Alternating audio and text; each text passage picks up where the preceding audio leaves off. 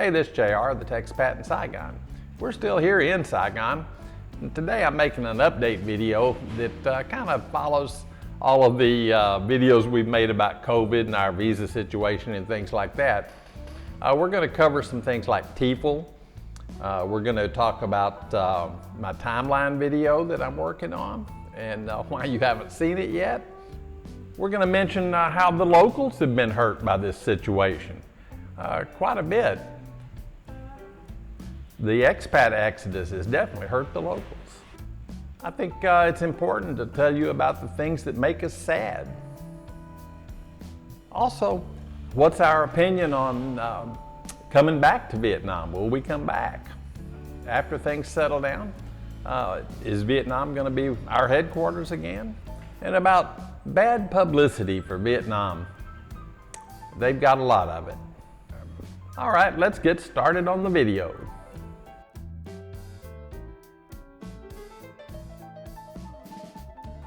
Well, you just can't imagine how boring it is around here when there's absolutely nothing to do. The coffee shops are all closed, so Ray and I can't go out and have a coffee together or a Shinto. We really enjoy that kind of time, but can't do it now. So I tried to fill in the time with things like walking, and I can walk about an hour a day, but after that, that gets boring too. Also, a lot of the streets are blocked off. They're taped off for the COVID thing. We've encountered that in several places. Up by the market, it was not only taped off, but it was manned by the police department. So apparently, they're pretty serious about this stuff. The sidewalks were all cleaned off too. Everybody had pulled their little carts and sales things back inside. So there weren't even any vendors out on the sidewalk. Really cleaned off. I got really bored, and so I started taking the TEFL certification. I wanted to have a certificate. I haven't taught since I've been in Vietnam. I'm not a teacher, but I thought it'd be a good idea. It was a 120-hour course with a test, and I did okay on it. It took quite a bit of time, but overall it's probably worth it. I don't know if I'll ever use it, and I'm not sure I'll ever teach. But doing something productive a lot of times is better than not doing anything at all. So that was a good thing. Of course, you can always do some reading, watching TV, things like that. But overall, you get bored with that too. Rhea's not bored. She's been doing her packing for her ballot buy-in boxes to go to the Philippines. So hopefully, that'll be a positive thing. Her family's going to get a lot of good stuff, and when we get there next time, we'll have a lot of stuff there too. Now, another thing is the timeline video. I've been working on it for a long time. It's the story of how Ray and I got trapped into this COVID situation that we're in. I keep adding to it, so it really can't get finished yet. But as soon as it's finished, I'm going to release it, and I think it's going to be pretty interesting. The way things happen probably wouldn't have happened if we'd been in a Western country, but since we're in a developing country, things are just done differently. So there's not a way I can finish it yet because the story's not finished. As soon as it is, you'll see the timeline video.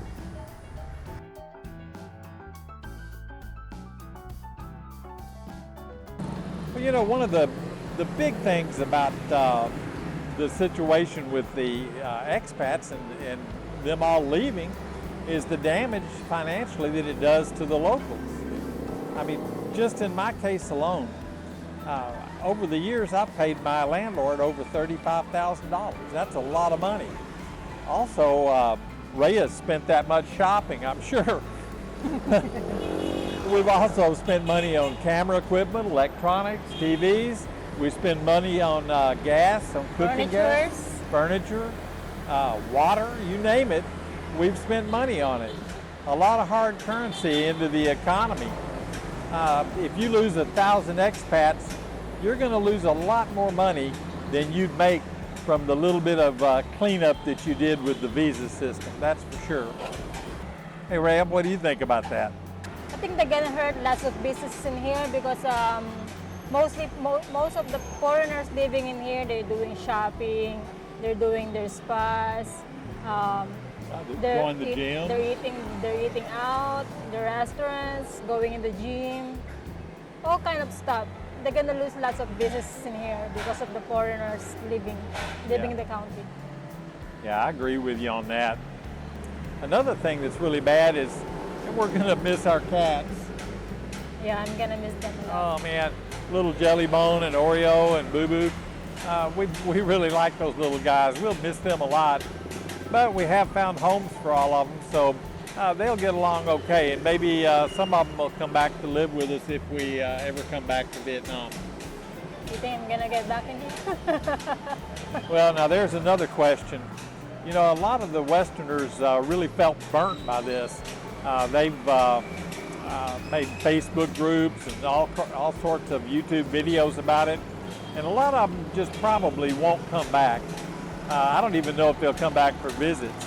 And the bad publicity that Vietnam has gotten from this is going to hurt tourism. People just don't want to go somewhere where they're uncertain about what's going to happen with their travel plans. For us, it costs a hell of a lot of money for us to do all this, and it's going to cost more because we're going to have to pay for quarantine time and all that. There was just no reason for Vietnam to do this in the middle of a worldwide pandemic. Yeah, I know. That's so bad. Yeah, I think that they really stepped on it with that. It's going to hurt them for a long time. And a lot of the people that are making videos about it are still making videos about it.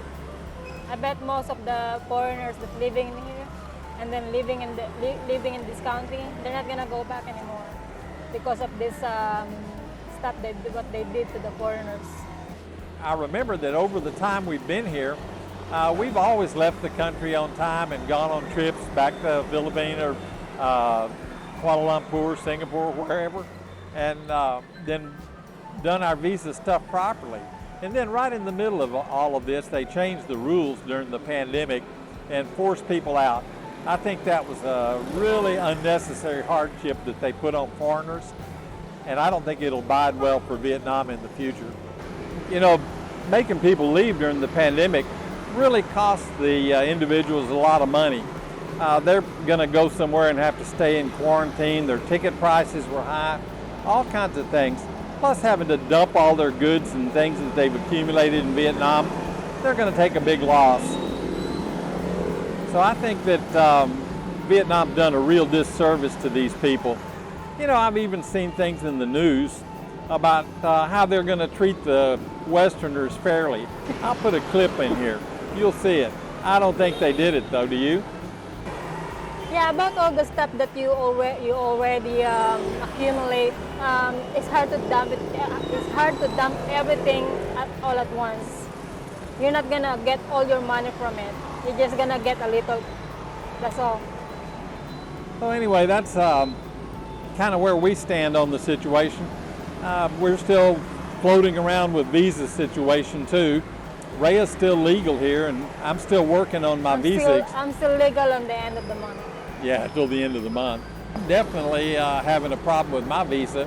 I'm back at the immigration again, trying another run at it. We'll see what happens with that. I'm not sure. I know one thing, we need time to get out. We're still not prepared. The difficulty here in being prepared is a serious situation.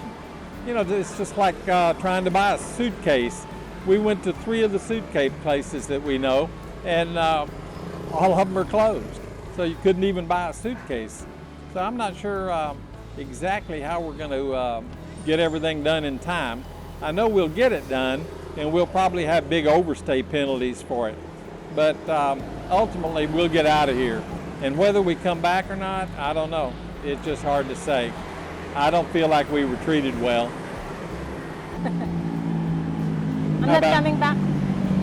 Well, it looks like I'm going to have to change my channel name. I'm not going to be the Texpat in Saigon anymore. So I guess we're going to have to change that channel name. If anybody has any good ideas, leave them in the comments below. Maybe we'll get something indicative of our new situation.